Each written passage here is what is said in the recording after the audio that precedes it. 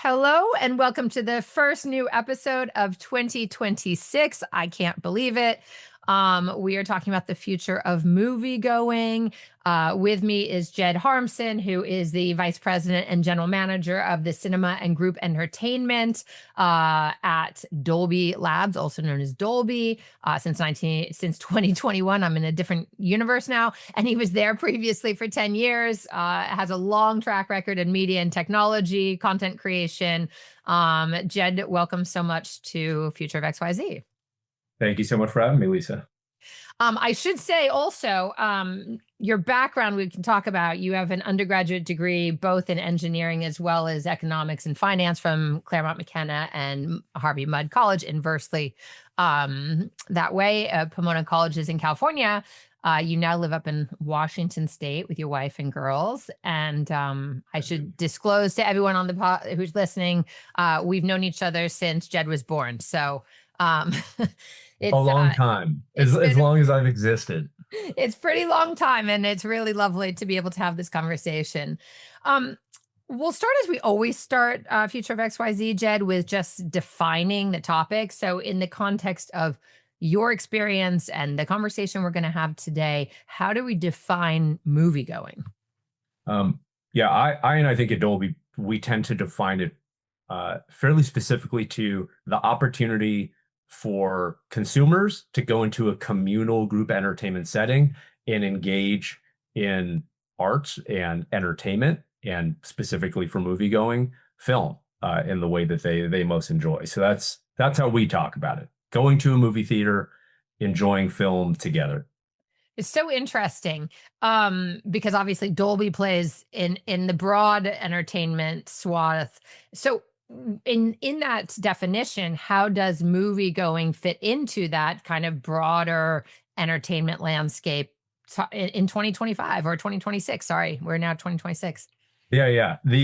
So fundamentally what we focus on, and certainly both in my role at Dolby, and I think Dolby as a constituent of the general entertainment industry, is focusing on creating new innovative sight and sound experiences that broaden the creative palette for artists, and as a consequence, allow consumers to kind of fall more deeply in love, if you will, in whatever the film, the TV, music, gaming that they happen to want to engage in. Obviously, for movie going, that's pretty specific to films, and it's specific to movie theaters and communal enjoyment. But for Dolby, we also focus on how can we make that as good of an experience as possible, but also being intellectually honest, if you will, of, well, you're also going to have the opportunity to engage in that experience in the home and on your phone, and not only in movies, but also episodic television and live sports and music and video gaming. And so we come from a place of not trying to sort of dictate, if you will, here's where you need to go and engage, but you're going to engage in a whole breadth of content and a lot of different consumption contexts is sort of the language I use. And we want to make that as immersive and vibrant and captivating and engaging as possible. So that's so what we do in movie going is a foundational part of where the company has been for over 50 years. I think we're close to 60 now, if not maybe past 60. Similarly, I've lost the ability to track Gregorian calendars. But so it's a sliver of this entire, entertainment ecosystem that we love participating in. Well, I was going to actually talk about the history of Dolby for a second because it was founded in London by Ray Dolby, actually 1965. So you're correct. Right at 60. All right.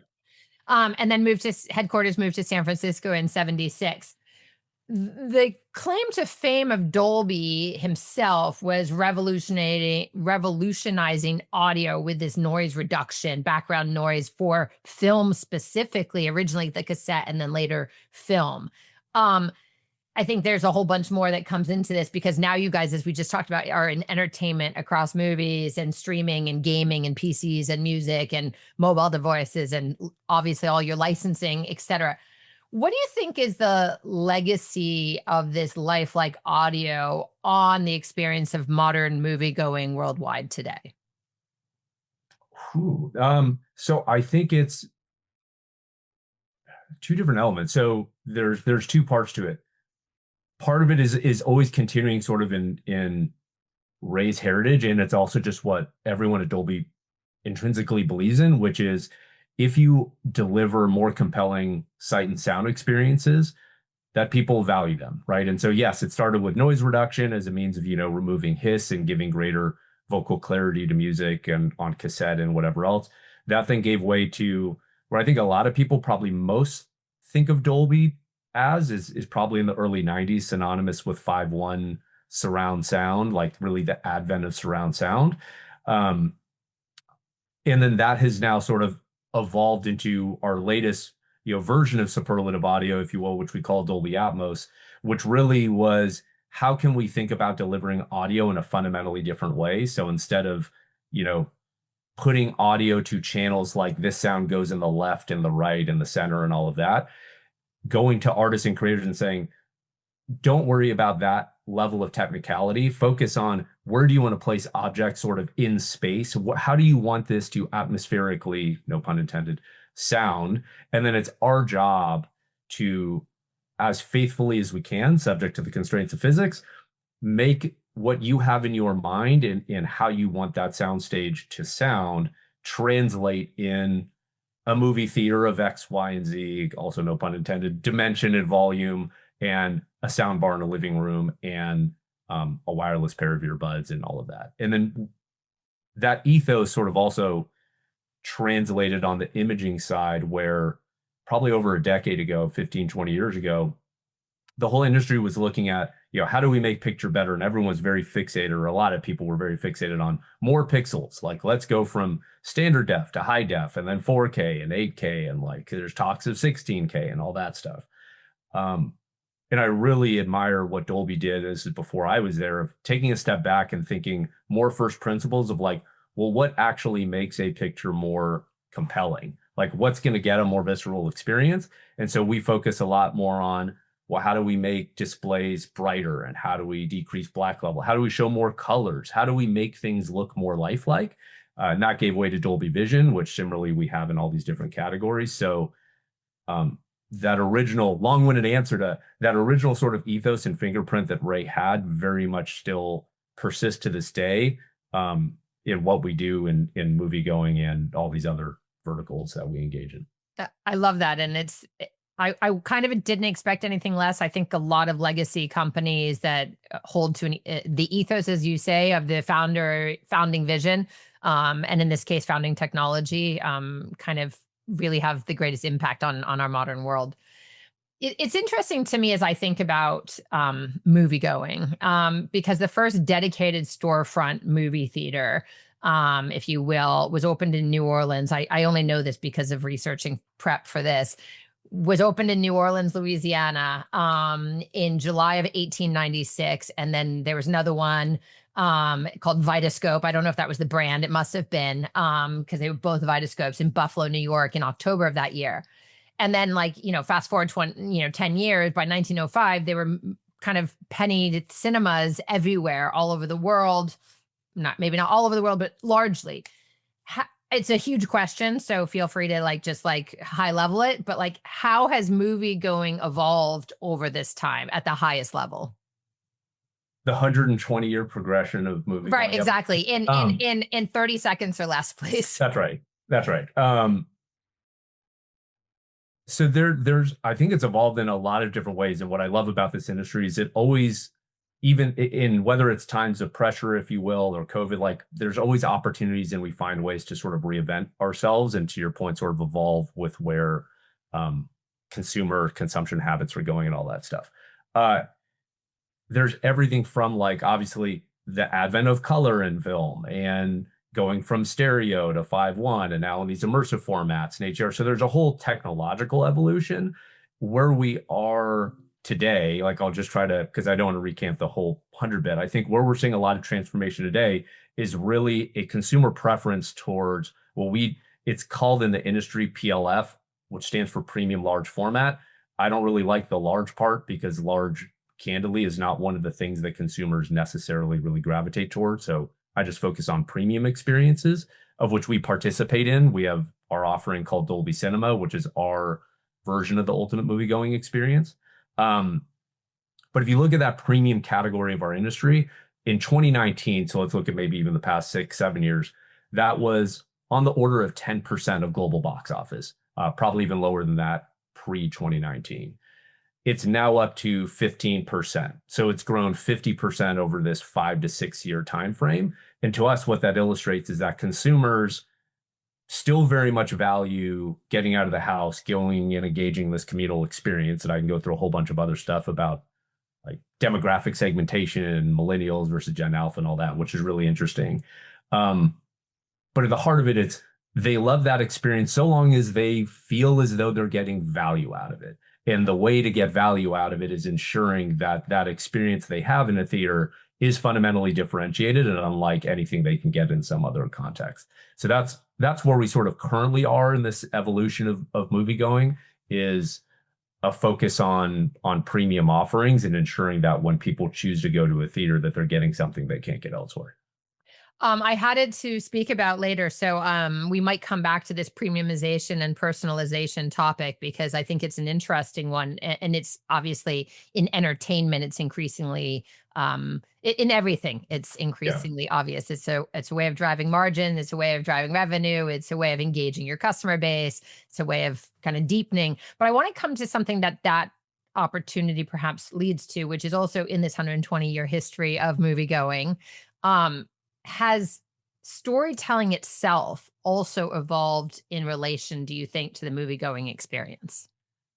Oh, massively. I mean, and you've seen changes that, there are periods where, like spaghetti westerns, and then they sort of, the western is a genre sort of fell by the wayside. And then it came back, if you think of in the 90s with like Unforgiven, hopefully my dates are going to be right. And then it kind of subsided again, and then on the episodic side, right, you had Yellowstone that when it originated kind of came out of nowhere. So there's always been these waxes and wanings from what's sort of resonating, if you will, in the cultural zeitgeist of culture and with moviegoers. And at the same time, the technological advancements, and I'm trying not to focus too much on the technology in and of itself, as amazing as it is, but how the technological advancements, and this gets into one that we're in the honestly still in the very early days related to AI and generative AI, how those tools are allowing different forms of storytelling, whether it's making them more interactive in certain ways, and the technology or the means to tell either new stories or to tell stories in a way that you were fundamentally not able to historically. And interestingly, and again, this is a Dolby centric piece, but when we came up with Dolby Atmos, a big part of how we originated it, and same with Dolby Vision, was talking to filmmakers and re-recording mixers and cinematographers and saying, what you want to go and tell the story? What do you want to be able to do?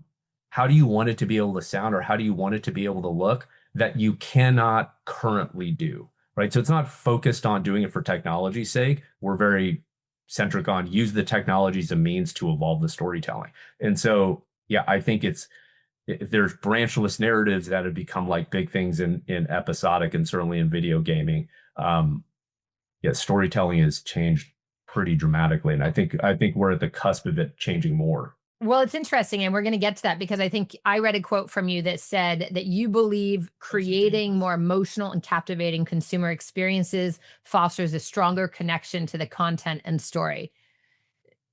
Tell us a little bit more about that. Yeah, so I believe, and this is now much more personally, and I think it's certainly aligned, and it's why I'm at Dolby, and it's what we do. Being able to viscerally, like, just when you choose to engage in something, having that experience to be sort of more transformational, and it's not just sound better and look better. That's just such like trivial words. I feel like deepens the emotional connection to whatever that story is. Like, I just fundamentally believe, I'll pick on Sinners because it's my favorite movie of the year. I think it's incredible. What Ryan Coogler did was amazing. Engaging in that film, like in a Dolby cinema, like with in an Atmos presentation and in Vision and um particularly there's a music segment when they're in the house and it's going through a whole bunch of content genres, like is just a viscerally different thing than when I watched it at home. And so that's really what I mean of like what we have these opportunities to sort of, from a movie going standpoint, put aside all the churn of day-to-day life, of which there is plenty, and kind of lock in, if you will, on 2+ hours of transporting ourselves to a different world and into a different story. And I think it's an incredibly special thing that I don't want us as just inhumanity to ever lose sight of appreciating, which is probably a whole different thread, but that's kind of the spirit of what I meant by that. And so what we do in innovating sight and sound technologies is a component of how we can help evolve storytelling, help evolve the way consumers engage in those stories and deepen that emotional connection. I love that as an answer. I'm going to give you a chance to talk a little bit more about the tech because I know that's, largely where Dolby is focused and where you are. But it's kind I'm a of broad. recovering engineer, recovering engineer. Recovering engineer, is that what you call yourself? But Yes. you have engineering and business. It seems like you've merged them well. Um, so this is like a quick round. This is like that 30-second, but even less, like one Okay. one All line. right. But there are a lot of them. So I want to talk more deeply about the experience of movie going and its evolution in certain parts. So I'm gonna ask you a series of questions and it's like quick answers. Ready? All right. I'll Okay. do my best. What defines success in movie going? Uh, an increasing number of people engaging in that activity, more people doing it. What are the markers of a great movie going experience? Ooh, good ones. Great image quality, great sound quality, unobstructed view of the screen. Um, I got to put in like recliner, more comfortable seating. I'm going to go with those four at the moment because I'm running Okay. out of immediate ideas. Fair. I'm like vendors, like food and beverage, probably not. I don't Um, know. That's, again, it gets subjective. I'm still a popcorn and like candy guy. I'm the basic. Malls, Yeah. and red vines. If you have to choose, what is the number one most important aspect of movie going? This is a cop out. Doing it, like actually making the conscientious choice to go and engage in something communal. If like that to me is the most important and valuable thing, like getting these experiences with other people in a dark room to me is the most valuable part, honestly. If I'm going to give you the tech answer, I actually think it is uh, the overall sort of sound quality. There's an old quote and saying that sound is more than half the picture. Mm. I think we often take for granted how important audio is in film, from the score to effects and all that. So if I have to pick a tech angle, it's the audio one. I love that. What is you've talked about this a little bit. So what is the role of live interaction, active participation, community engagement? In the movie going experience, so to some degree, not right, because when you actually get in the room, I think a big part of it is, again, I mentioned it earlier, to put the distractions to the side and not actually having live engagement. I think there is a upcoming future state where there is exploration on like, do we actually want to thoughtfully curate stories that lean into that interaction? So where the audience is actually, whether it's through a mobile device or otherwise, actually engaging in ushering the narrative along that they're seeing on the big screen.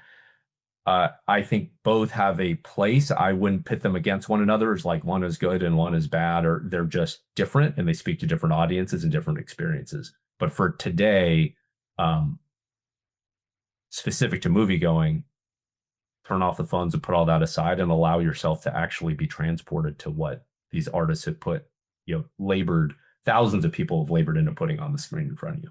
It's so cool. It's really, I mean, movie making is filmmaking is its own conversation.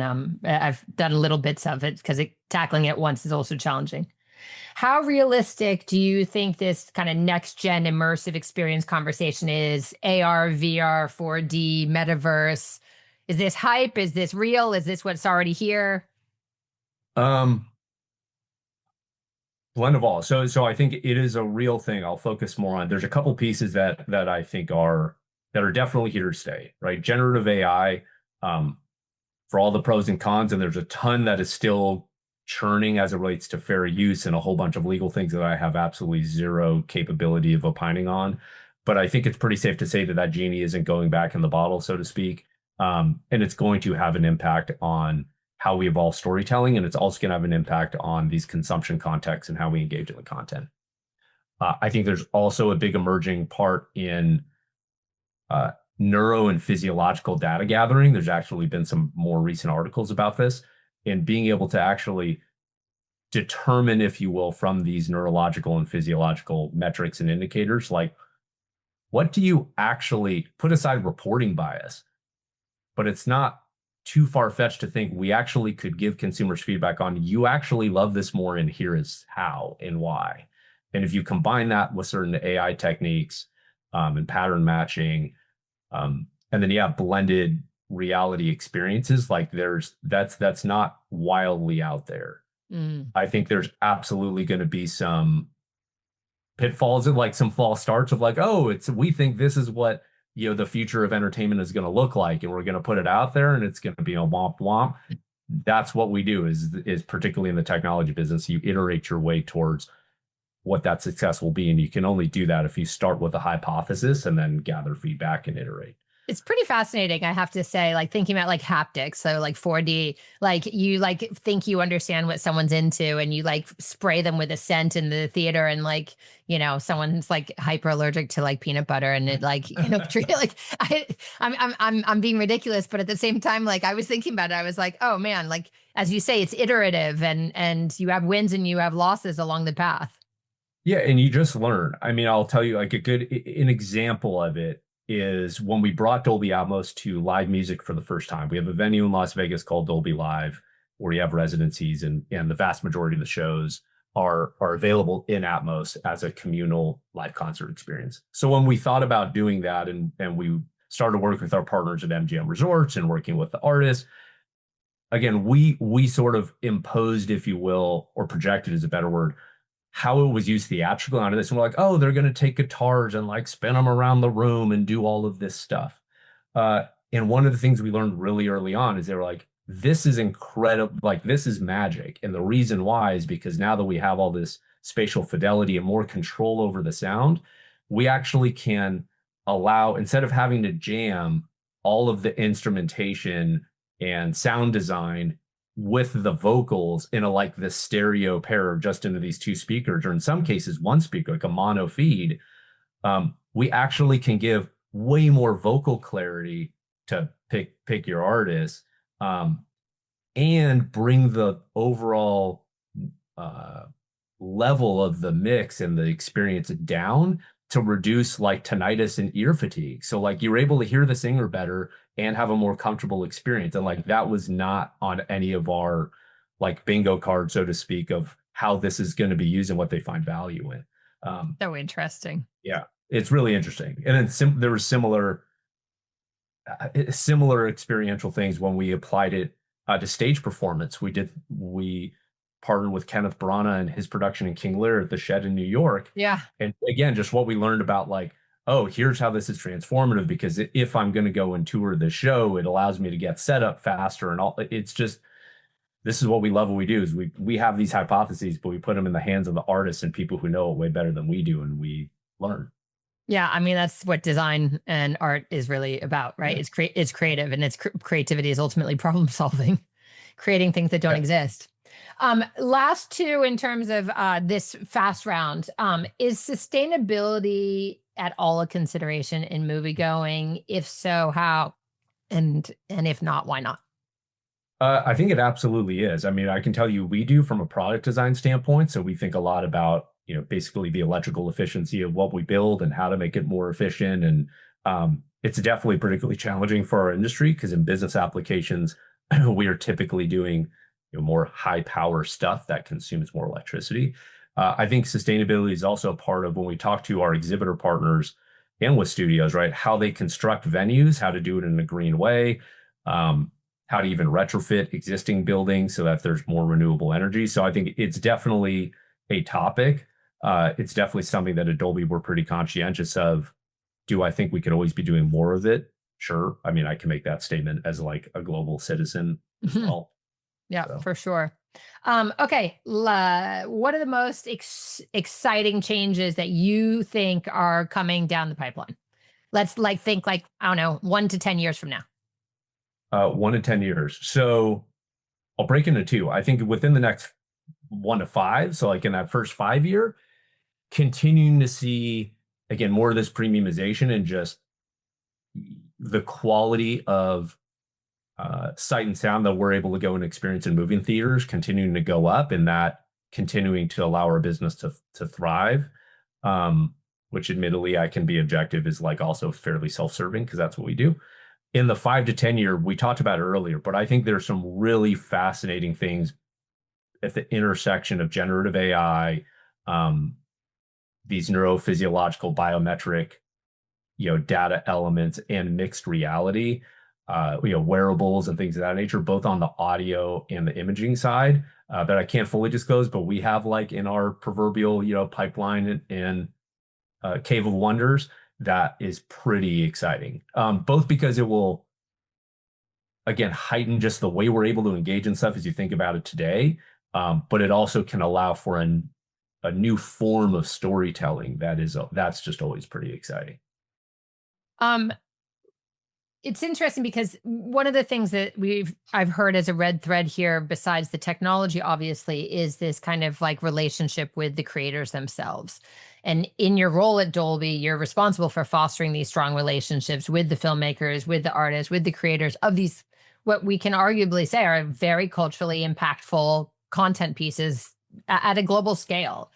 How does making Dolby technologies or just generally excellent technology more accessible help amplify not only just storyteller voices in general, but amplify more historically underrepresented voices and stories, especially in a time, frankly spoken, when there seems to be a lot of pushback against what we would quote unquote call DEI, which is really just Yep. inclusivity and equality. Yeah, yeah, that's right. So first on the like, yes, the creative outlet is part of my charter, if you will, Dolby. I have to give a shout out to Michelle Madalena and her whole team who are part of my organization of Dolby that do an incredible job fostering and creating all these relationships. So there's two parts to it. Like there's the current echelon, if you will, of premium content and what we do, and I've alluded a lot to it of working with them, asking them questions rather than proclamating, and just engaging in a what is the story you want to tell, and what do you feel like you can't do today, and how can we help? And that has ultimately led to why, like, I think it's 49 out of the top 50 movies over the past 5 years have been in Dolby Vision and Dolby Atmos. Like we're pretty tied with them, and it That's shows. impressive. Yeah, it's great. And it's why like our Dolby cinemas have, on average or routinely the highest box office per screen averages and all that stuff. Specific to the underrepresented story piece, um, again, I mentioned how we're not only fixated on the theatrical movie going piece, but also sports and in the home and mobile. A part of that is also user generated content. And I think by being able to make higher quality production and storytelling tools from a sight and sound standpoint, but then also, again, we talked about generative AI and other filmmaking techniques that still need to be very human centric, to be clear. I think that allows stories to effectively to lower the budget, if you will, to get these stories out there. And with all of these different platforms between streaming and theatrical, and your YouTubes and all of that, there's more opportunity for those stories to find audiences and ideally to snowball, not to make them all viral hits, but to like find a path towards an audience than we've had before. And I just think that's important. I also think that specific to the theatrical movie going business, we need to continue ensuring that those stories have a place on the biggest screen for the business that I look after every day. Yeah. Yeah, no, for sure. I have a number of friends and we've done an episode on documentary. And that's a whole genre unto itself, but it's certainly a challenging one. So anywhere we can get these stories, both real and imagined, out is good. You joke that you're a recovering engineer, but you have quite significant expertise in XR and virtual production and machine learning and content creation and immersive audio and all these kinds of things. But you're also a business person. That's what you do. And I'm curious, we're recording now in, early December. Yesterday it was announced that Netflix is acquiring Warner Brothers Discovery for about $80 billion. It's actually like Netflix was smaller than Warner Brothers Discovery in terms of like its role, and they're acquiring this huge behemoth. I have to say, in full disclosure, I worked on the corporate rebrand, the corporate architecture, and the impact platform for that merger of Warner Brothers Discovery. So the quickness of which this has all come undone is maybe a little surprising, but it's fascinating. On the same time, putting your business hat on, I mean, and not at Dolby because it probably represents an even bigger opportunity in some ways for Dolby. But what does this kind of corporate consolidation of publicly traded companies, as Dolby is also, mean to the entertainment industry at large? Is it a risk, or is it an opportunity, or a little bit of both? I think it's a little bit of both. So, I mean, both Warner Brothers and Netflix pre-merger, or wherever we're going to call this thing, the intended merger, are huge partners and customers of ours. So, so I'll put aside the Dolby hat and speak more just from an industry standpoint.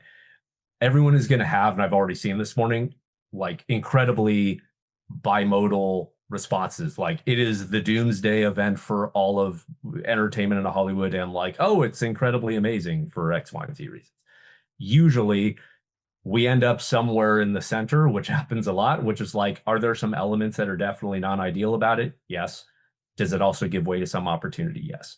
In the immediate, and this is just piggybacking on history that we've seen in the entertainment industry, like when, Disney and Fox came together, from a very strict theatrical movie going, like theatrical slate standpoint, candidly, I think there's risk. I'm probably aligned a little more with like, this is a problem for the theatrical industry. Again, we're 6 years, not quite, post COVID. And in that time, it's like, we definitely, COVID was a problem. And then we had the strikes, and we've been in this constant trying to ramp production back up.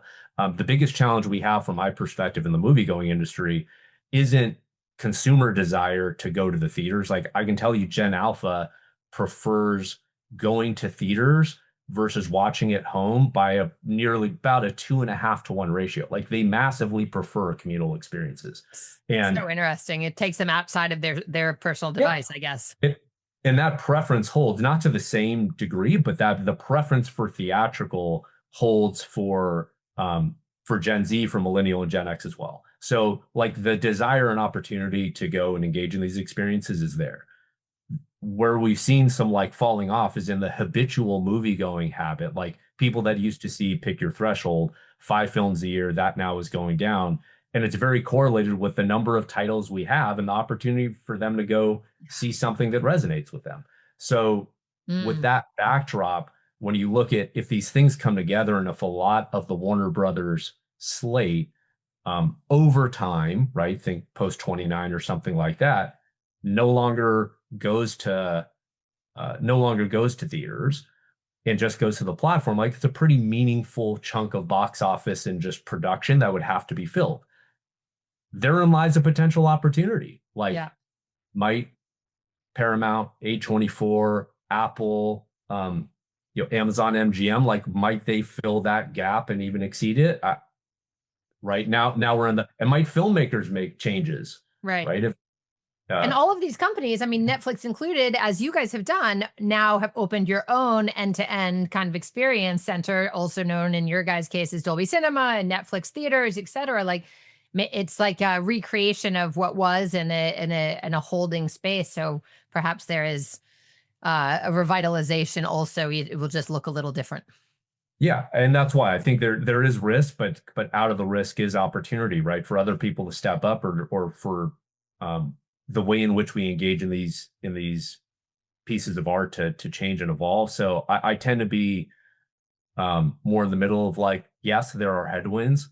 From those headwinds often create opportunity, and time will tell where we sort of net out. I think the thing that's giving us the most pause is this notion of, in the industry, we call it windows, right? And I think the big challenge we have is there's all of the MBA math on like, well, here's how much of the money is made in X number of days and all that stuff. What drastically changes for that, though, is if you're setting a consumer behavioral expectation that they can get it differently. It's like, it's very interesting, and we could probably geek out on this part of it for a long time, and we won't. But I think what's really interesting about that aspect of this, Jed, is it comes back to what we were going to talk about premiumization. Is everything is such a, I mean, when you are a shareholder, publicly traded company, it is about creating shareholder value on a quarterly basis. And there's enormous pressure. And, at the end of the day, movie going is about the art, as you've well said all along. It's about the experience. And it's like, how do we balance the expectations of shareholders and of the corporation with the desires and needs of both the consumer base, but also the artistic community who's creating? So it's that's in our kind of post capitalistic world right now. It seems to be the challenge and that we all face in every industry. yeah, absolutely. And look, I'll speak on, like, from my standpoint, the notion of focusing specifically on shareholder value and who holds the equity of your company is obviously, like, there's a fiduciary responsibility to make decisions that are in service of taking care of those folks. The best way, in my opinion, of taking care of that shareholder value in a long range horizon is thinking about the totality of the stakeholders and the businesses that you are engaged in, right? So for us, that is not only the shareholders; they're definitely one constituent. Our employees are another really important constituent. None of this technological innovation happens without incredibly talented people, of which we have thousands of at Dolby. It's also the filmmakers. It's also our studio partners. It's also the theaters, and it's the streaming platforms. And so I think part of the challenge that we also have is that so many of these companies at times become incredibly myopic and focused on me, like, here is what my company needs, without necessarily zooming out into, like, well, what is the best way to lift this collective industry, of which we will naturally benefit from as well. Maybe that's like too kumbaya, and maybe this is why I'm not a CEO, is like, I do think about it more of, it's always more than just one constituent to get to an optimized outcome. Yeah, I think that's absolutely right. It's stakeholder capitalism, they call it, right? Version of it. Yeah. Cool. Well, we have one last question, Jed. It's the same question I ask everyone. I'm going to have to redo my math a little bit since we're now in 2026, this episode. Yeah. So fast forward 24 years into the future, 2050. What's your greatest hope for the future of moviegoing? Three greatest hopes. One, incredibly selfish, which is that I'm still alive and able to do it. The second is that this general notion of a communal group entertainment experience where people can come together into a dark room and enjoy a piece of art or a film for the first time together is a thing that we continue to do. Like that is still part of the fabric of humanity and culture. So that's my second. My third is that, because I have confidence that will persist, is that there will be a new form of storytelling in those environments that are more interactive and that further allow consumers to feel part of the art and part of the story, than necessarily just watching it as a distance, actually be in the story as opposed to watch the story. Those are my three, I guess. I love that. Well, Jed Harmsen, Vice President and General Manager of Cinema and Group Entertainment at Dolby Labs, thank you so much for joining us on this very first episode of Future of XYZ Season 8, 2026. I can't believe it. Thank you so much for having me. It was great. For everyone watching and listening, you can find us everywhere you always have. So you can watch on YouTube, you can stream on any of your favorite podcast platforms. Make sure to leave us a 5-star review so people can find us. And you can visit futureof.xyz to get all links, or ifdesign.com/XYZ. We look forward to seeing you again in 2 weeks on the Future of Color. Thanks so much.